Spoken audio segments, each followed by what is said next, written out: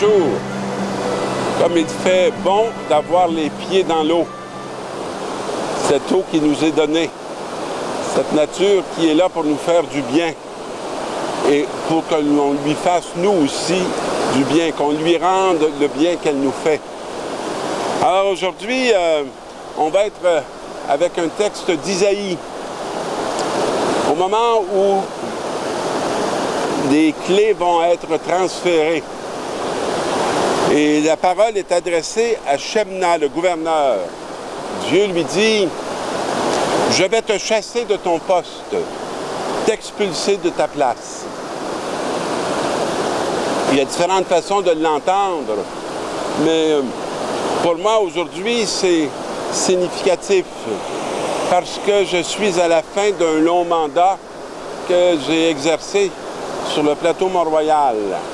Et je serai bientôt non plus curé, mais je serai vicaire à demi-temps pour respecter la réalité à laquelle le Seigneur m'a conduit. Mais il est expulsé de son poste, probablement lui, parce qu'il n'a pas été à la hauteur de cette paternité qu'il était appelé à exercer sur ceux qui lui étaient confiés. Alors il dit, je vais le donner maintenant à Eliakim, je vais le revêtir de ta tunique et je te le ceindrai de ton écharpe. Je lui remettrai tes pouvoirs. Il sera un père pour les habitants de Jérusalem et pour la maison de Juda. Les places que l'on tient, elles ne sont pas pour nous. Elles ne sont pas pour nous faire valoir. Elles sont pour que l'on puisse conduire ceux qui nous ont été confiés vers le Seigneur qui a pour chacun de nous un chemin de gloire.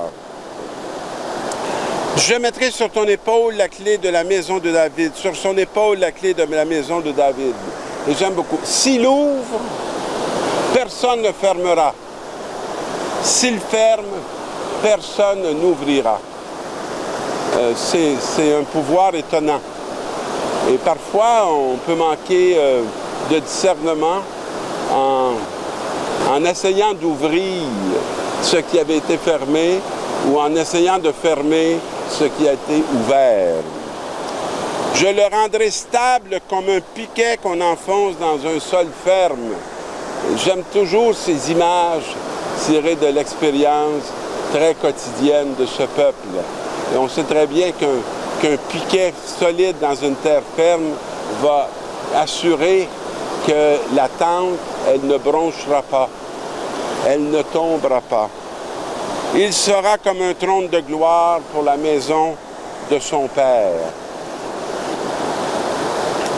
Dans la deuxième lecture qui est tirée de l'Épître aux Romains, quelle profondeur dans la richesse, la sagesse et la science de Dieu. Je suis très étonné que souvent on croit que la grande sagesse, c'est nos jugements, nos pensées, nos regards, alors qu'ils sont souvent trompés. Ils sont souvent de très petite envergure. Alors, les décisions de Dieu sont insondables et ses chemins sont impénétrables. Il y a quelque chose qui nous dépasse. Qui a connu ses pensées? Qui a été son conseiller? Qui lui a donné en premier et mériterait de recevoir en retour? Vous voyez, on va entrer dans l'univers de la grâce, où rien n'est dû, où tout ce qui nous est attribué vient uniquement d'une disposition du cœur de ce Dieu qui veut pour chacun de nous le meilleur. Mais parfois, le meilleur doit emprunter des chemins plus difficiles. Car tout est de lui et par lui et pour lui. À lui la gloire pour l'éternité.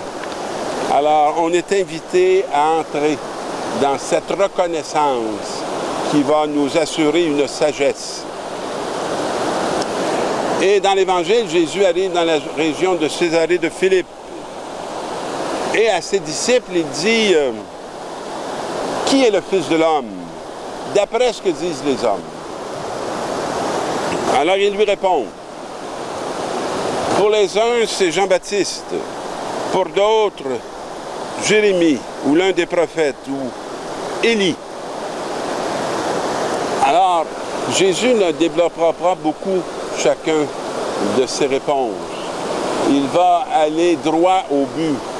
Et là, il va leur dire, mais pour vous, qui suis-je? Alors, est-ce que je suis le Fils de l'homme?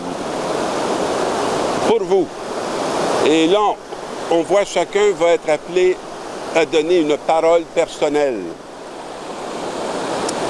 Mais le premier qui va faire une déclaration, c'est Simon-Pierre. Tu es le Messie, le Fils du Dieu vivant. Et là, on va entendre une béatitude. Hein? Heureux es-tu, Simon, fils de Jonas, ce n'est pas la chair et le sang, ce n'est pas tes émotions, ce n'est pas tes sentiments qui t'ont révélé cela. On est sur un autre registre. Mais mon Père qui est dans les cieux. Et j'aime bien ce passage où Jésus va confirmer le lien de Pierre avec le Père. Alors moi, je te le déclare. On voit apparaître le piquet de la tente. Tu es Pierre, et sur cette pierre, je bâtirai mon Église. Et la puissance de la mort ne la portera pas sur elle. Il n'a pas dit que la puissance de la mort ne l'ébranlera pas. Il n'a pas dit que la puissance de la mort ne l'assaillera pas. Mais elle ne l'emportera pas contre elle. Et qu'est-ce qu'il va faire? Je te donnerai les clés du royaume des cieux. Tout ce que tu auras lié sur la terre sera lié dans le ciel. Et tout ce que tu auras délié sur la terre sera délié dans les cieux. Alors, un pouvoir extraordinaire, celui de lier et de délier. Et ce pouvoir, il appartient à l'Église pour que cette Église puisse lier sur cette terre les réalités qui appartiennent aux cieux, qui puisse les confirmer et qui puisse délier, je dirais, ce monde de ses pertes, de ses égarements qui font qu'il n'est pas dans ce royaume et qu'il ne peut pas produire les fruits de justice, de paix, de vérité et de joie. Alors mes amis, ce n'est pas un pouvoir temporel, c'est un pouvoir spirituel qui n'est absolument pas désincarné, mais qui nous permet de nous enraciner dans le vrai, dans la solidité. Que notre mission en Église ne cherche d'autre volonté que celle de Dieu qui veut conduire cette humanité à un salut qui va nous donner de vivre dès maintenant dans une éternité qui nous est promise jusqu'à la fin, non des temps, mais jusqu'à la fin qui n'est pas une fin, puisqu'elle est l'amour éternel du Père, du Fils et de l'Esprit. Bonne semaine.